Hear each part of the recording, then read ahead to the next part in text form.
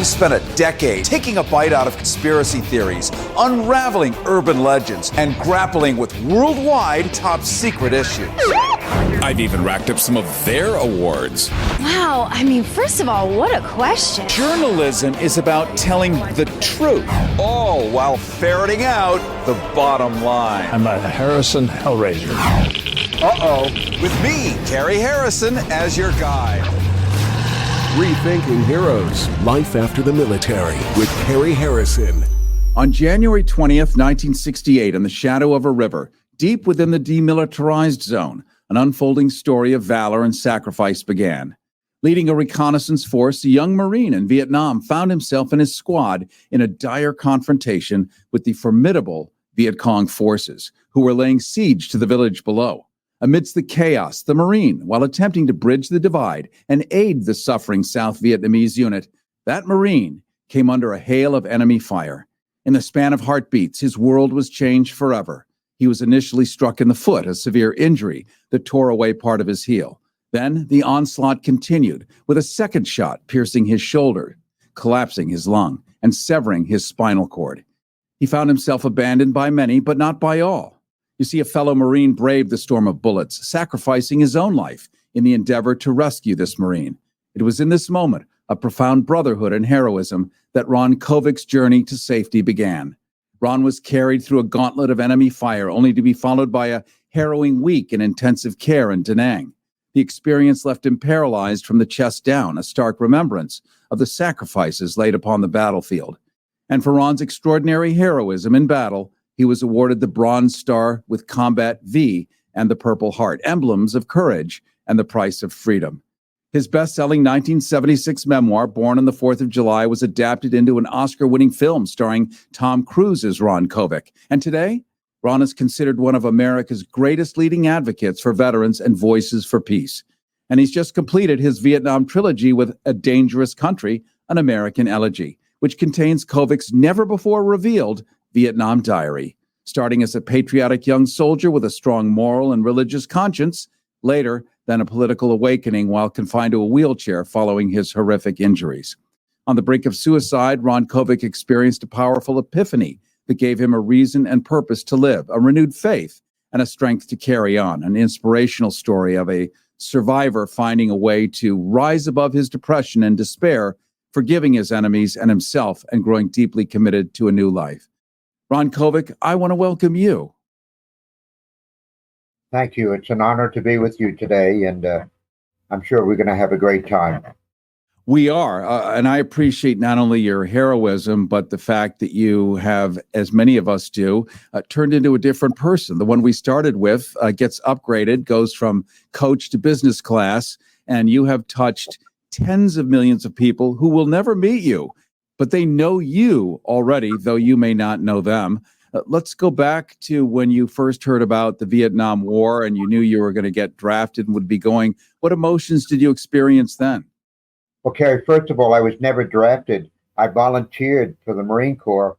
I'd grown up during the 50s, John Wayne and Audie Murphy's To Hell and Back. And I remember being inspired by John F. Kennedy's inaugural speech, ask not what your country can do for you, but what you can do for your country. So I volunteered. My uncle had been a Marine. Both of my uncles had been Marines in World War II in Korea, and I couldn't wait to join the Marine Corps. So it was not a draft. I was very motivated. I wanted to serve my country. I was born on the 4th of July, and actually, I couldn't wait to join the Marine Corps. I had no idea what it was going to be like, but nonetheless, I joined wanting to serve my country as President Kennedy had asked us to do. And so you did that. And then, of course, you were in the war, which was completely different from anybody's worst imagination. You suffered injuries, returned home, and then your perspective on a war changed. War period. It didn't happen overnight, but it was a slow evolution. I mean, I was initially, when I was wounded, I was in the intensive care ward in Da Nang, Vietnam. From there, I went to Yokosuka Naval Hospital in Japan. I spent about a week or two there, and I realized the doctor said I would be paralyzed from my mid-chest down for the rest of my life. Actually, at that moment, I felt grateful that I had survived, that I was alive. That day that I was wounded, I was leading my squad. There were about 11 other men. It was not just me that day, but others who went with me that day. And when I went to Japan, eventually I spent about 2 weeks in the intensive care ward in Japan, and went back to the United States, to the St. Albans Naval Hospital on Long Island, with other combat Marines, wounded combat Marines, and I was in that particular hospital for about a month. And eventually I was sent to the Bronx Veterans Hospital in Bronx, New York. I was able to see my parents for the first time.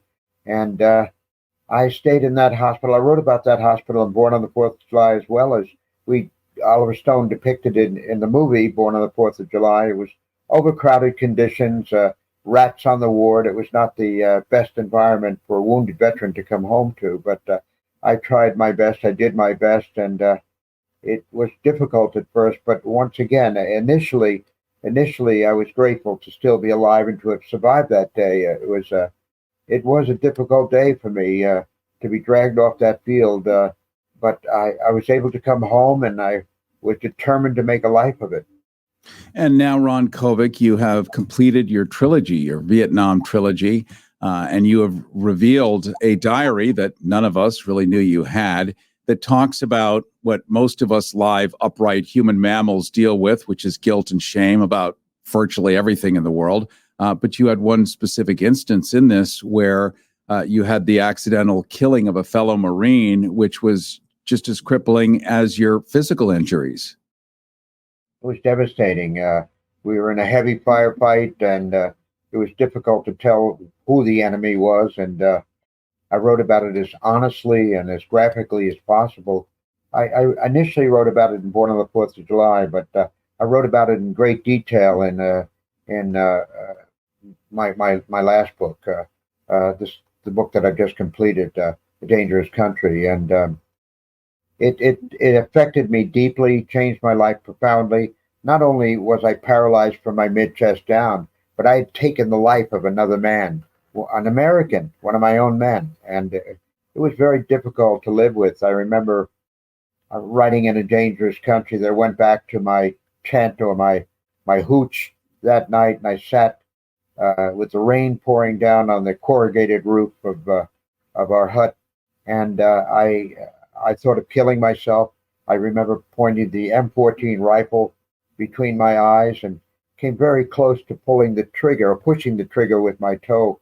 And at the last minute, I decided I wanted to live, and I've been thankful for that ever since. Let's talk for a little bit about epiphanies, because a lot of people feel so hopeless and they don't see the light at the end of the tunnel.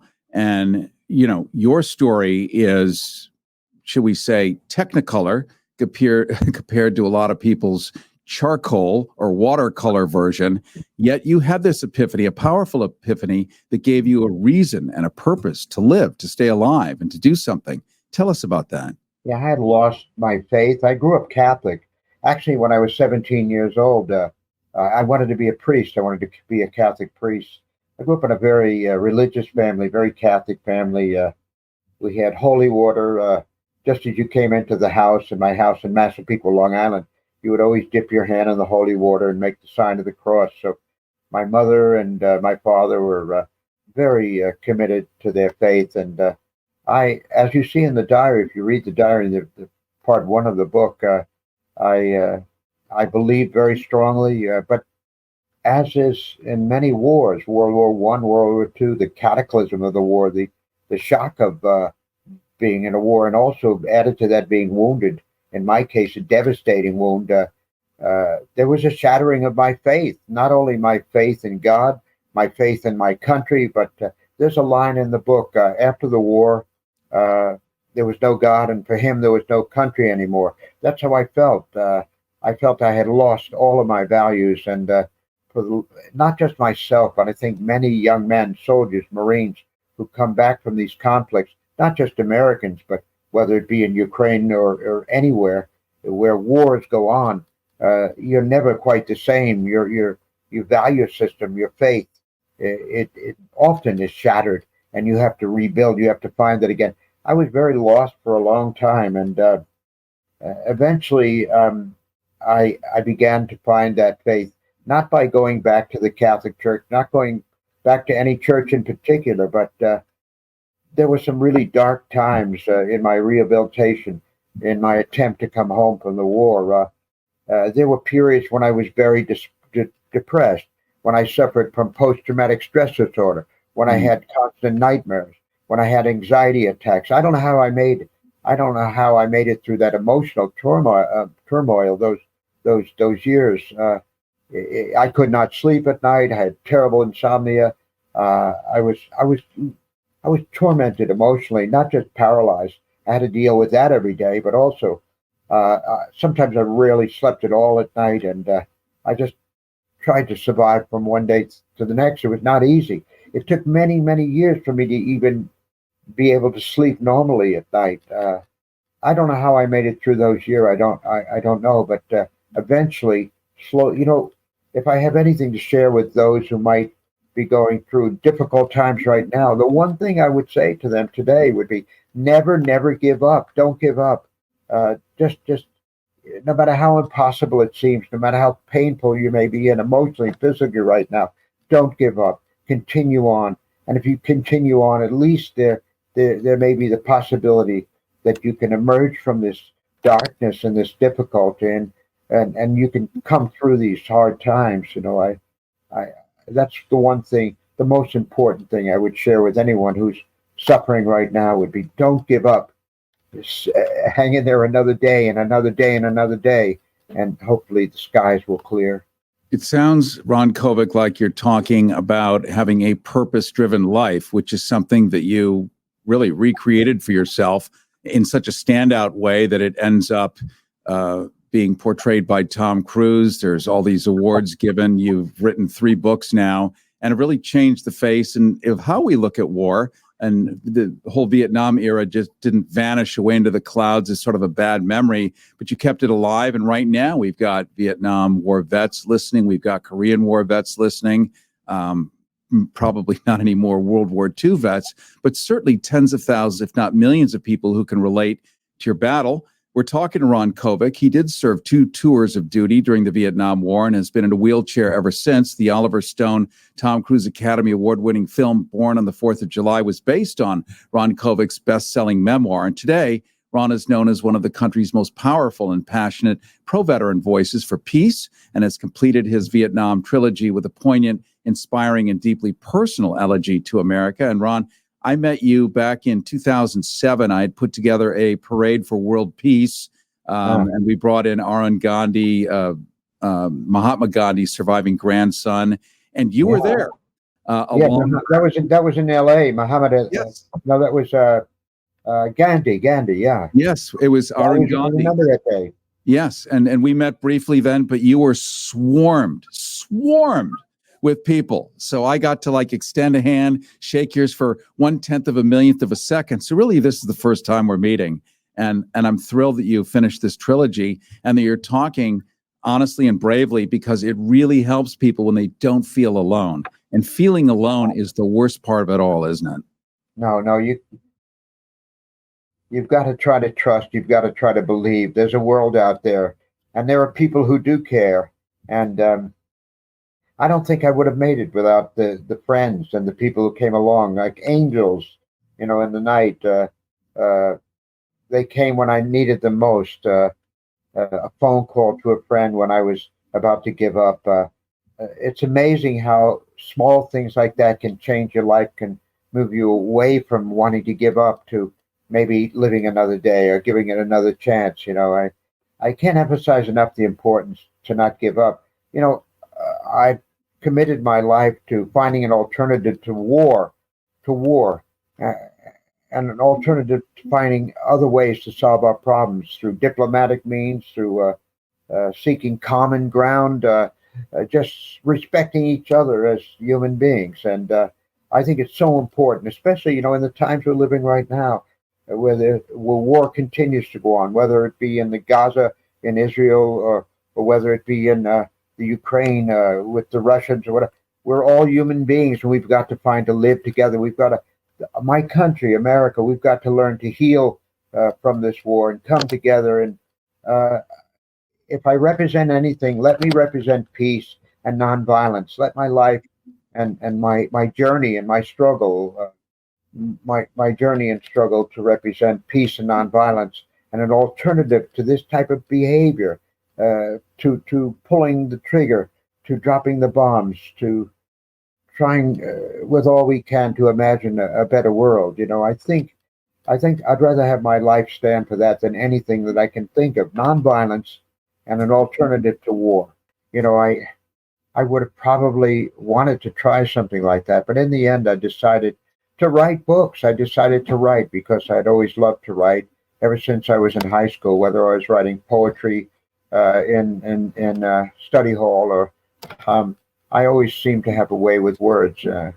My mother came from an Irish Catholic family and my father Yugoslavian, but I don't know. I wanted to go back to something quiet, peaceful, where I at least where I was not fighting another war or fighting against another human being, you know. Well, at least you're a good writer. Otherwise, you probably wouldn't be here today. So just so you know, you're that good. Let's talk for just a second about your inspiring other veterans or just regular people to have some hope. And they may not know, well, I just don't see any. So how do I have something I don't see? You had to create hope when you were sitting there in a vacuum. Can you sort of walk us through how somebody might do that? Well, I mean, even in the darkness, you have to step forward. And sometimes, I mean, you have to have a certain faith that there is light, you know, light at the end of the tunnel, as they say, and that there will be a better day. You just have to keep moving forward and not give up. Again, I go back to that again, not to give up. Don't give up.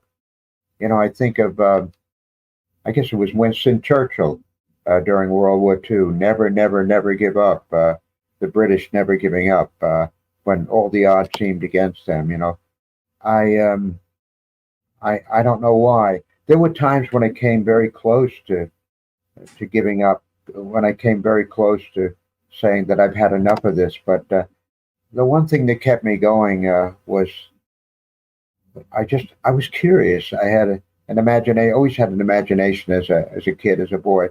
And I remember in the early years when I was in Massapequa, and I just gotten out of the Bronx VA hospital, and it was difficult coming home, going back to the room I'd grown up in as a boy, and all of a sudden my body was gone, and I was waking up every morning and suddenly realizing that I no longer had anything from my mid-chest down. I would wake up in the morning and it would be a sudden awareness that, I had just really lost a lot of myself. And it was hard at first. And I remember when I would get up in the mornings, I would drag myself into that wheelchair. And first thing I'd do is I'd go over to the bathroom bowl. I'd stick my finger down my throat and make myself throw up. Retch, because I had this terrible anxiety inside of me. I wanted to scream every morning that I woke up. And I would wake up frightened, and I would wake up with this terrible anxiety. And not just myself, but so many other young men and women who come back from these conflicts, those especially who experience the intensity of combat. They come back with these nightmares and anxiety attacks. You cannot come back from this intense experience and be just the person that left the young man who once grew up in that room. No, you're profoundly changed forever. So to just continue on, to push forward, and I remember thinking to myself in my room, if I don't give up right now, if I just hang in there, if I just maybe wait another month, another week, another month, another year, perhaps there'll be a turning point somewhere out there where things will get better, and things will not always be as bad and as dark and as depressing and as difficult and as frustrating as they seem to be at this particular moment. If you keep going forward, I thought to myself, if I don't give up, I'm increasing the possibility that possibly somewhere out there, there'll be a better day. And for me, I never imagined that the better day for me would be a book being reviewed on the front page of the Sunday New York Times Book Review and getting a rave review. I would have never imagined that a movie star would play my life story, Tom Cruise. And if you get to pick one, that would be the right one to pick. Well, Tom was great to work with, and I was honored. And it's, sometimes I think, Cary, it's like a dream that maybe I'm still in that dream. I don't know, but it's quite a dream. And it's an American dream. It certainly is. I think I'm very grateful. I feel very humbled by what happened to me. I wish it could happen to every veteran who came home from war. But I don't know. I felt so devastated at first, so overwhelmed by physically, emotionally, by what happened to me. And I am so grateful to be alive. I'm so thankful for every day. Life is so precious to me. And it's been that way for quite a while now. Life is very precious. It's a gift. And I want to make the days that remain in this time on this earth, this precious earth, I want them to count. I want to be able to give back, contribute. And I think hopefully I've done that with the Vietnam trilogy that I've just completed. I want people to read these books. I want them to understand, at least from my perspective, what war was like for me, so that hopefully they can begin to imagine a better way to solve our problems, a better way to deal with these conflicts. Let's end with talking about the importance of community and also the willingness to be able to ask for help, which seems impossible for a lot of people because we're raised in a culture where we don't ask for help. Pull yourself up by your bootstraps, do it on your own. But really, the way ahead is with community and getting help. And people actually like helping each other. That's part of the solution, isn't it? Yeah, you're doing a favor for someone else when you ask for help. You are really. You don't recognize it at first, but people want to help and they want to assist and people are moved by people who are struggling to stay in this world. Believe me, whether it be psychologically, emotionally, or physically, people do care. They do care, and they're waiting out there. They're waiting to help you. So you must reach out. And I remember how difficult it was for me and how frustrating. And I grew up in that American culture, John Wayne type of culture. Pull yourself up from your bootstraps. But what do you do when you have no bootstraps? What do you do when you're naked and alone and afraid in that darkness in that room early in the morning? How do you handle that? You just keep going. I'm saying that again and again today, but I mean it. You keep going. You keep persisting. You don't give up. You imagine a better day, and you imagine that you're going to move through this, and something wonderful, hopefully, something great is going to happen to you if you just don't give up. There's something wonderful. Just as there may be something painful waiting out there, I think we all need to also believe that something really miraculous may be waiting for us out there, something that we don't even expect, don't even imagine, something that we can't see at this particular moment that's going to come our way, that's going to change our life, that's going to give us hope. Hope is so important, hope and faith. Yeah. I have no idea how all of this is going to shake out. You've been there. You remember what the politics were like above at the time. But I don't know that we've ever seen this kind of madness from all parts, whether it's in Hungary, Poland, Russia, the United States, with the Tangerine Man, and just all of them kumbayaing in a giant, psychotic, Himmler-esque dance together. Well said. Very articulate and beautifully said. But it's time we come together, time we believe we can make a difference, time believe that this is not going to take us down. We're going to move through this dark period also, and we're going to move toward a brighter day.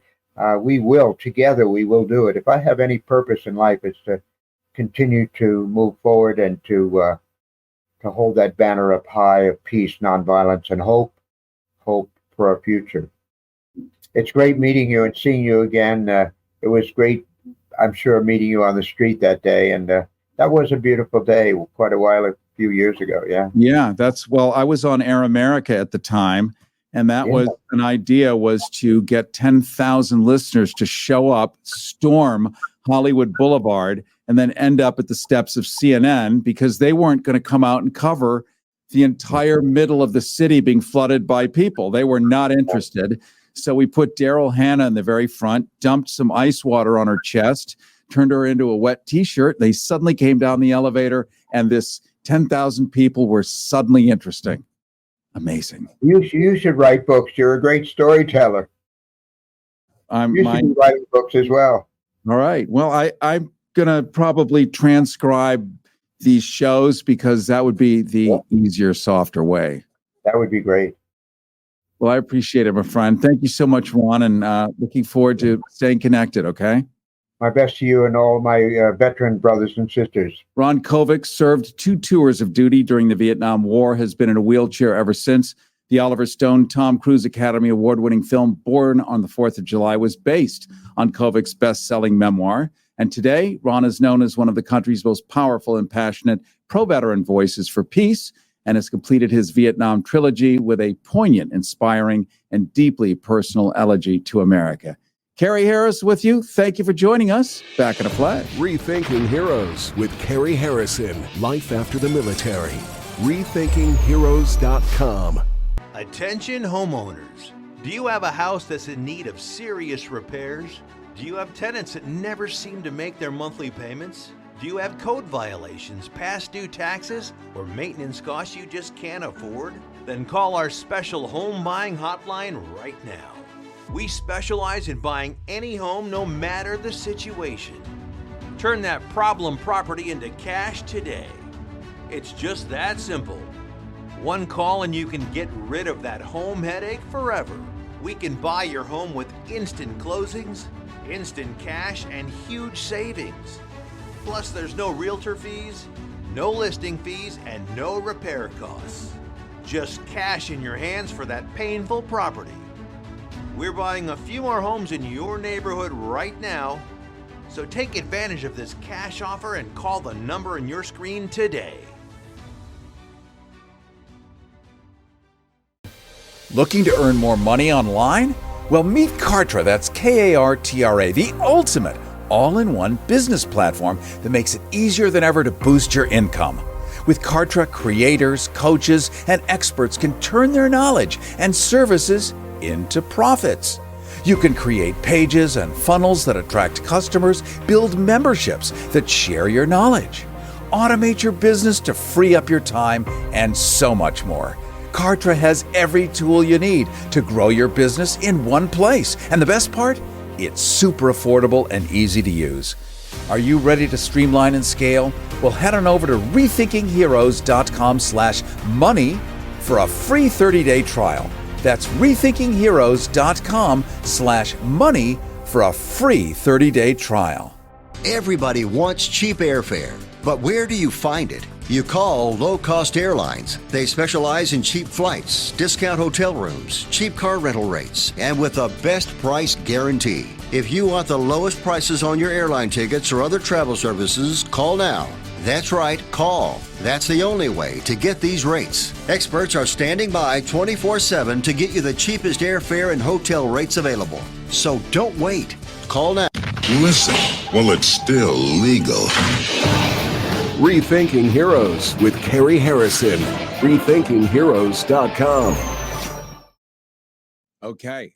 I want to welcome you to a journey through the lessons learned in the crucibles of war by John Kirbow, a post-9/11 war veteran with a specialty in PSYOPS for psychological operations, along with being a space Power Ranger. That's for real, not like a cartoon. They really are real ones, and the DOD. But not all spooks are like what you see in movies and TV. Many of them are willing to share their training and their insights, and each of us can feel empowered in our own worlds. Our battlegrounds abroad have taught us vital strategies in counterinsurgence and counter-extremism and information warfare. And our own Supreme Court, SCOTUS, or as I like to pronounce it now, SCROTUS, because of its low-hanging morality, that Supreme Court has ruled that every president has the right to one free insurrection. I guess you have to be a sitting president to be allowed that, not the one that may be coming up next or may have been in the past. My ancestors are puking in their dust as we speak out. But what does this mean in a country in which grown men dress as elk and storm the Capitol building?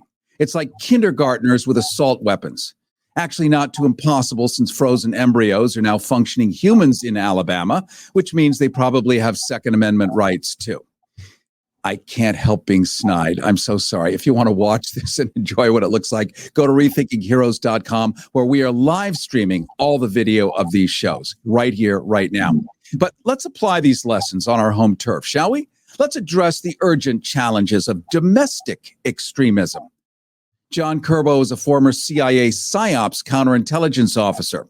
We're now going to learn about the secret web of information warfare and propaganda and how the tactics of psychological warfare are designed to manipulate our perceptions and psychological vulnerabilities, plus insights from the front line on combating the rise of militant ideologies and his view for a path towards peace by understanding and resolving the root causes of discontent. Finally, John is going to speak directly to our veterans who have been increasingly targeted by extremist narratives, urging a reclaim. He's urging a reclaim of true patriotism for the common good and warrior ethos from the grips of current domestic fanaticism. And that's code for you know what? John Kirbow's voice is a call to unity and fortifying our defense against radicalization to build bridges of understanding in a nation too often divided. With us, John Kirbow, specialist in information warfare and counterinsurgency, having served in Iraq via the U.S. Army and Afghanistan via the DoD. His deep training in what is known as human terrain analysis in Afghanistan is committed to helping our veterans find meaningful pathways to continue to serve here at home, adapting their skills in the much needed ways we all need. John Kirbow, welcome to Rethinking Heroes. Thanks, Cary. And I appreciate that you took my Space Force Power Ranger joke seriously. I was obviously kidding. I was never CIA, never a counterintelligence officer, but the rest of that should be accurate. But yeah. Well, go ahead and clear that up because I just took what you wrote, joke or not. So let's let the audience sit on it. That'll help. Yeah, no. So the Space Force is newly created. I recently worked with them in Germany a little bit. And so there's a lot of jokes about, I'm a Power Ranger, Space Force, stolen valor. People tend to throw around, lots of memes of humor in the veteran community because a lot of people claim to be different types of veterans. But the wider theme here, I think, is that a lot of our love for the military and the ideals behind military service, the uniform, the flag, a lot of these ideals have been weaponized, and our love for the military and veterans has been weaponized to a degree by certain extremist narratives that I think are a radical departure from our founding values and from the true meaning of patriotism and military service. And that's what I want to do, is build a bridge with people, especially conservatives, because this doesn't need to be a zero-sum game. It doesn't need to be a left versus right binary, us versus them. You could be a patriot and love America and seek out a kind of camaraderie and warrior ethos without joining an extremist militia. And I think driving that wedge is something veterans are in a good position to do. And that's partly why I wrote the book. Well, I thank you for that. And being in the center, as I am, also my job makes me an independent. My ancestors, having signed the Declaration of Independence, having also framed the Constitution, I can tell you we were not missing teeth and wearing MAGA hats. Not at all. Their overarching constant reminder in the Constitution was the Commonwealth, the commons, the commons, the commons. We share, we the people, not we the 14 people sitting over in the corner. We, all of the people, sure, not unveiled successfully. Hundreds of years of naughty behavior. But the spirit is there. And that's what you're speaking to, is that we're now in crazy land. And it's not even embarrassing for someone from, say, the White House or the Capitol building to say outrageous things that are literally are not true. Like, imagine the president telling you to blow bleach up your rear end to kill a virus. Do you know how many people died that did that? A lot. And in the state of Florida, Another one, Ron DeSantis, was doing the same thing, and he lost a whole lot of his own voters. But that's the short-term thinking. And that's kind of this crazy thinking because it doesn't have a long-term strategy. It has a get-rich-quick strategy, sort of like P.T. Barnum in government. Interesting. Well, I didn't realize that I could just, because I've worked at a lot of high-level, like European Command or U.S. Army Europe Central Command. I've been in lots of SCIFs. I wasn't aware that I could just take out top secret classified information and leave it at my house and then refuse to cooperate when they want it back. I think if I did that, I would be in handcuffs and tossed into Fort Leavenworth very, very quickly. And I think most anybody in the military would tell you the same thing. So this has been a bit mind-blowing. Whatever loopholes exist that allow this to happen without immediate, it's just the whole thing is beyond me. But well, let's jump into your book here because you and I could go down a rabbit hole forever and have the best time in the world. But you're on here really. We want to share your expertise and also make your book available to people so that they can understand how we got to where we got today, which is what you speak about and what we can do about it in the future. Most importantly, as people feel absolutely dejected and truly hopeless with madness happening around the globe, whether it's in Hungary, Poland, Russia, here in the United States, starting up in Canada. Haiti is just on fire as we speak. It's along with the California wildfires. Just everything is going nuts, but there is a way through. Let's talk about radicalization. What does it take for some normal person to suddenly go haywire like this? Well, that's the thing. It's usually not instantaneous. And a mistake a lot of liberals make, and I say this with an olive branch, they tend to think of things in very black and white ways. They think like, extremists are one category, then there's good people. And it's really much more nuanced. There are some hardcore firebrand extremists. There are some people that are outright hateful, but most people who get radicalized do so gradually. They don't believe they're being radicalized.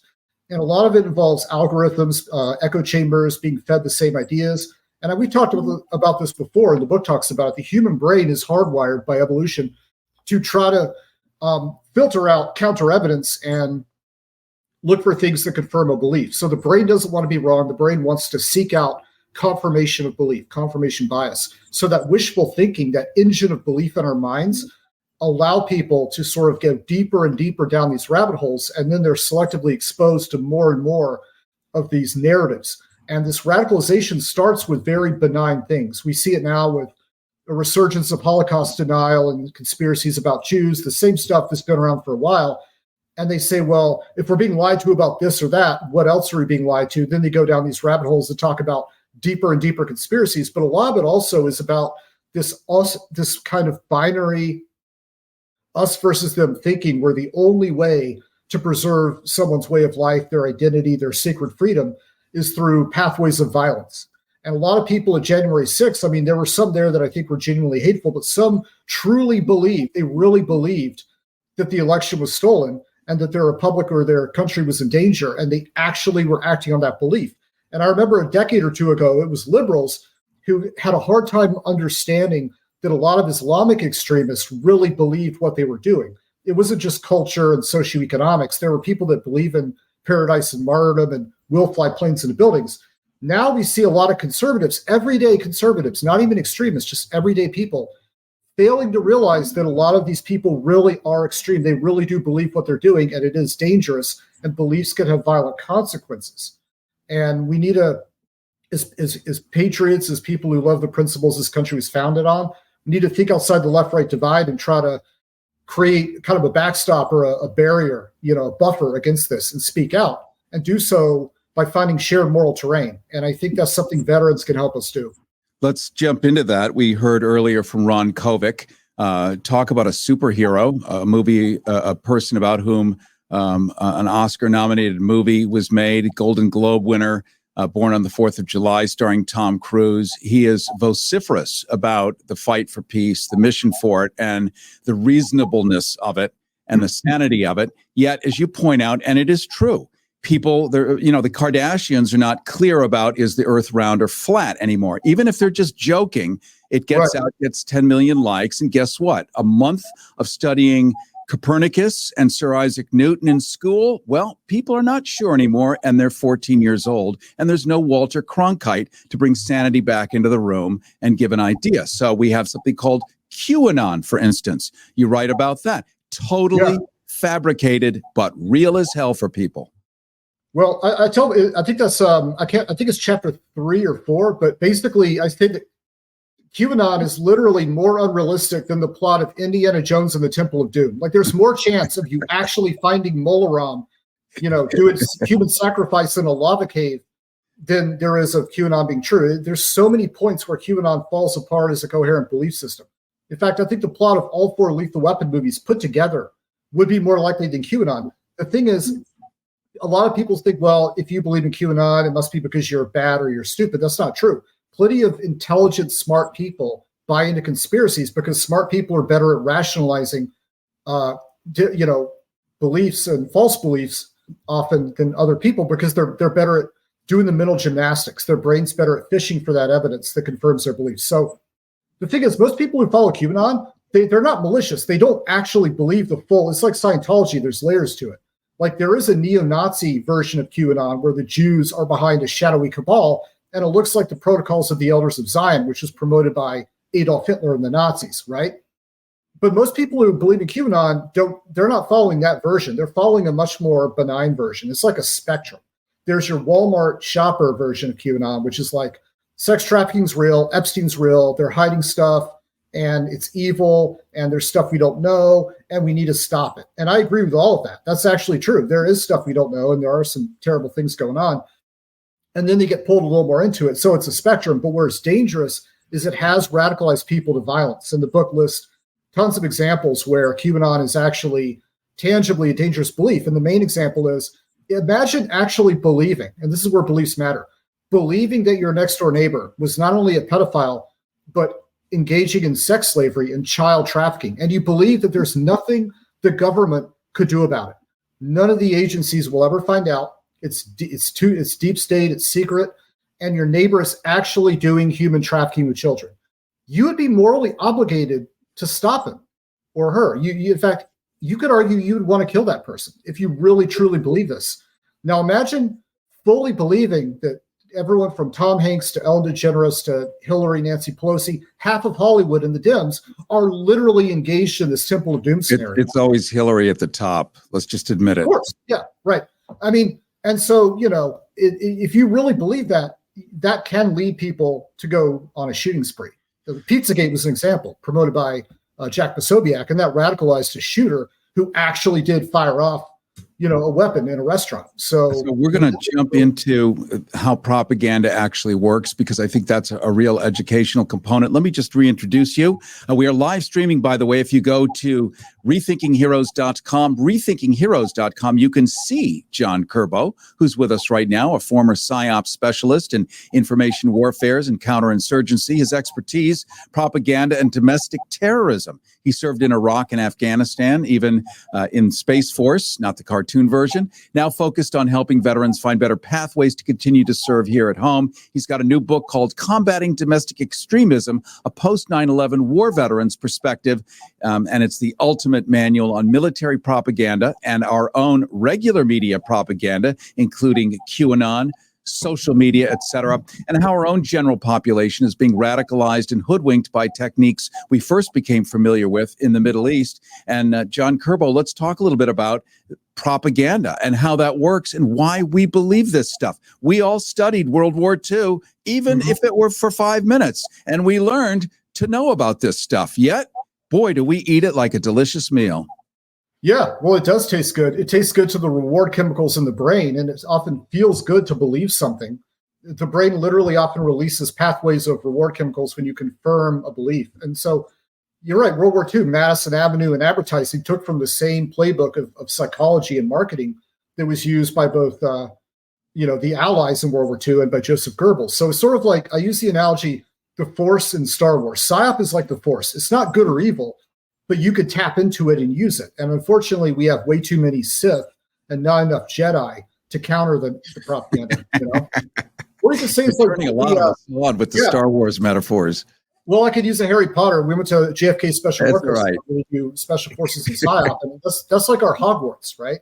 But propaganda, you're just propagating a message. But what PSYOP does is you identify a target audience and understand the best ways to reach and influence them to affect a kind of behavioral change. What are the best pathways to target their psychological vulnerabilities and nudge them in the direction? And a big way this happens, especially in propaganda, whether it's far left, far right, or Islamist propaganda, it's what I call ideological pickup art. And what I mean by that is, it's like when you go to a bar and you lie to someone because you want to get laid. Basically, they mirror back people's value systems and they speak their moral language. So if it's far left propaganda, that, for example, Hamas weaponizing concepts like anti-colonialism and social justice and liberation, these are concepts people can identify with, but they often use them to create a point of entry into the brain by mirroring someone's belief system to promote a more radical militant agenda.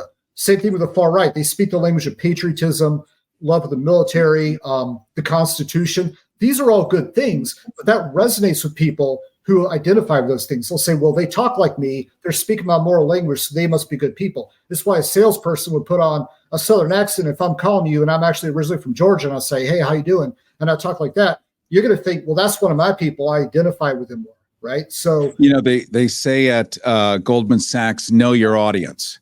Yeah, and absolutely. And the top salespeople, they'll put on dialects and accents, talk like this if they're in Alabama, where the frozen embryo has Second Amendment rights, First Amendment rights.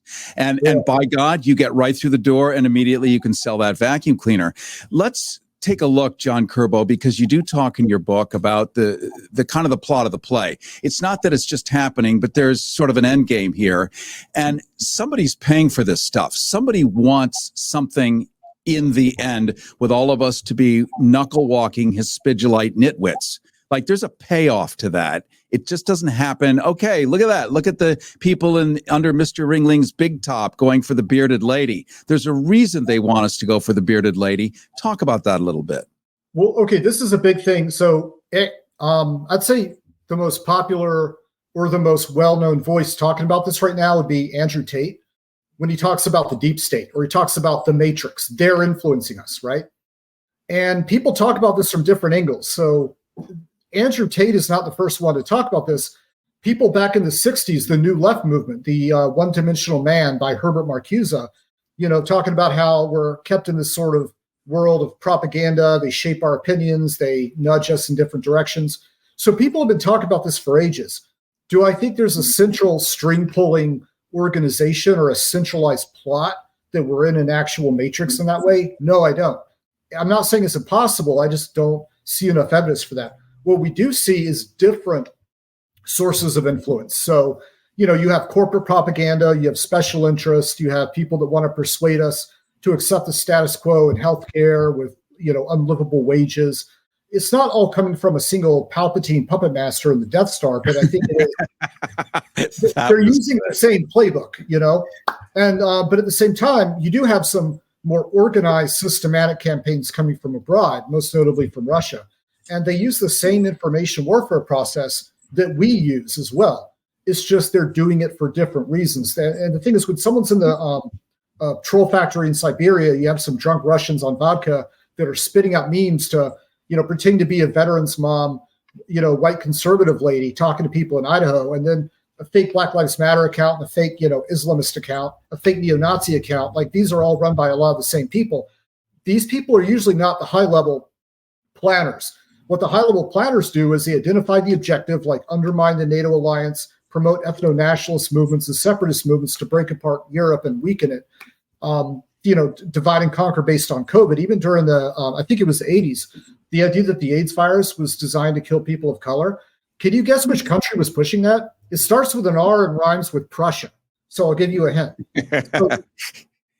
So this is the point is they identify these objectives, then they look at their target audiences and they understand these high-level information warfare planners, understand how conservatives think, how liberals think, how student activists and protesters think. They understand how to get into your head, hack your value system, and use their ideological pickup art to sweet talk you with their different, their use of moral psychology and saying the right words, using the right symbols, Molin Labe, gung-ho, guns, God, church, or for liberals, egalitarianism and social justice. They will weaponize these things and to then nudge that target audience in the direction they want.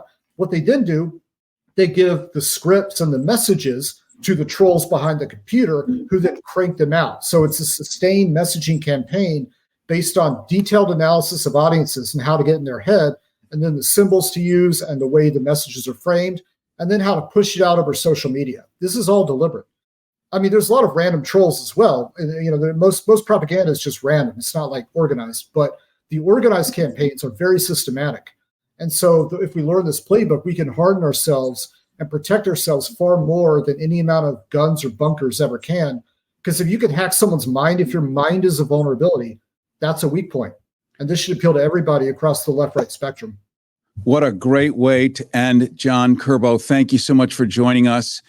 You can see how well he speaks extemporaneously. Imagine how he writes. That's why his book is so worth reading. If you want the Machiavellian manual, this is the one. John Kirbow, former PSYOPS specialist in information warfare, counterinsurgency, expertise in propaganda and domestic terrorism, served in Iraq and Afghanistan, now focused on helping our veterans find better pathways to continue serve here at home, adapting their skills in much needed ways. His new book, Combating Domestic Extremism, a post-9/11 war veterans perspective, and it's the ultimate manual on military propaganda and how our own general population is being radicalized by techniques we first became familiar with in the Middle East and certainly had a hand in. Let's just admit that, shall we?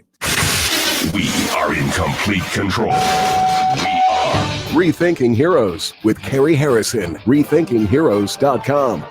Everybody wants cheap airfare, but where do you find it? You call Low Cost Airlines. They specialize in cheap flights, discount hotel rooms, cheap car rental rates, and with a best price guarantee. If you want the lowest prices on your airline tickets or other travel services, call now.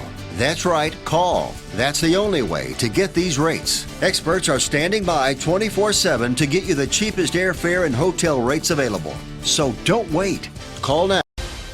Are you juggling multiple tools to run your online business? Well, thankfully, there's a better way, and it's called Kartra.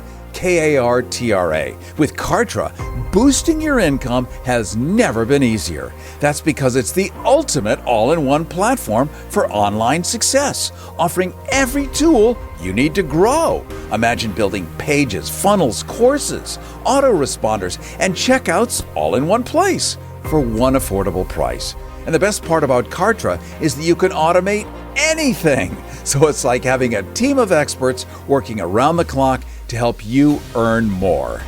Ready to streamline and scale? Well, visit rethinkingheroes.com/money for a free 30-day trial. That's rethinkingheroes.com/money for a free 30-day trial. Attention homeowners. Do you have a house that's in need of serious repairs? Do you have tenants that never seem to make their monthly payments? Do you have code violations, past due taxes, or maintenance costs you just can't afford? Then call our special home buying hotline right now. We specialize in buying any home no matter the situation. Turn that problem property into cash today. It's just that simple. One call and you can get rid of that home headache forever. We can buy your home with instant closings, instant cash, and huge savings. Plus, there's no realtor fees, no listing fees, and no repair costs. Just cash in your hands for that painful property. We're buying a few more homes in your neighborhood right now, so take advantage of this cash offer and call the number on your screen today. Don't call a plumber. Don't call an electrician. Call right now and for as low as $1 a day. Many things that run your house are covered with thousands of technicians all over America. You can call us with a plumbing problem, an electrical problem, and we'll be in your home in no time at all with a solution to fix it. You don't need an expensive repair bill and you don't need to buy new expensive appliances. We'll show you how to fix it for about $1 a day.